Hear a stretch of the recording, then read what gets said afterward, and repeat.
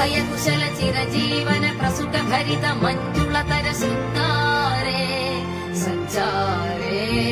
अधर रुचित मधुरित भग सुधन कनक प्रशम निरत बांधव्ये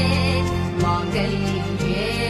मम तव सति समदश शत मुद मन शुभ सुमन लयिव सुसुत सहित कामं विरह रहित भावम् आनंद भोगम्